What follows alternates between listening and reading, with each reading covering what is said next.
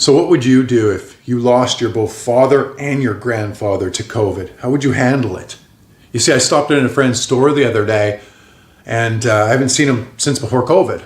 I said, so how's business going? He said, we're holding our own. I said, how's the family doing? Is everyone healthy through COVID? He said, no, actually not, Shane. I said, I lost my grandfather and I lost my father, both due to COVID. I mean, at that point, I didn't know what to say. I mean, how much compassion and sympathy can you give to somebody going through something so terrible like that? And then he said to me, it's amazing, Shane, how many people come into my store and they tell me that this COVID thing's a hoax. It's not real. Masks don't work, and go on and on and on. I never say anything to them that I lost my father and I lost my grandfather, both to COVID, and my mother got COVID and just about died too. But thank God she made it out of it. He was very positive about that. And you got to understand, when you walk in, you wouldn't think anything happened to him. He's just a very positive, upbeat person. And he says, well, at least I still got my mom. We're going to make it through this.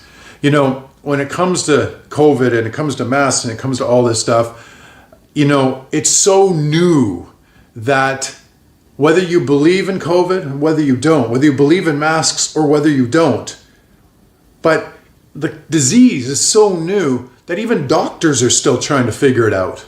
The biggest problem we live in this society right now is we live in a know-it-all society, meaning everybody is a know-it-all. I mean, I come from the business world, and the business world is notorious. Just everybody knows it all, right? And that's why we go to war. That's why we have violence, because we live in a society where everybody knows it all.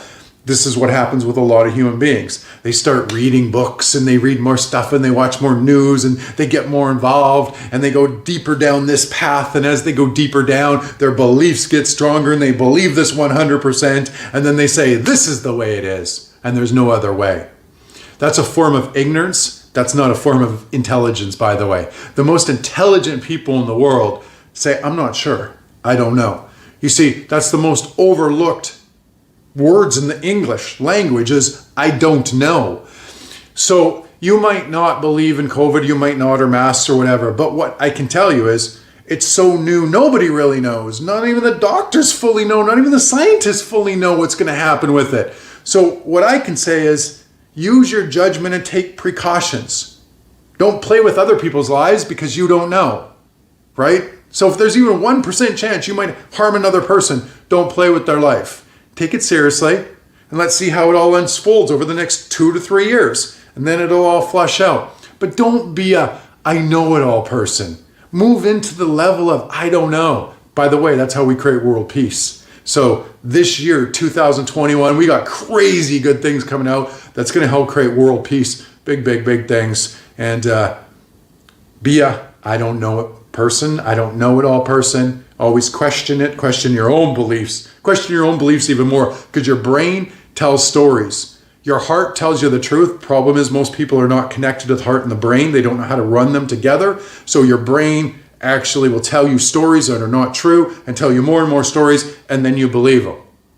And that's very dangerous in our society. So have compassion for people. Have sympathy for people, because truly, you don't know.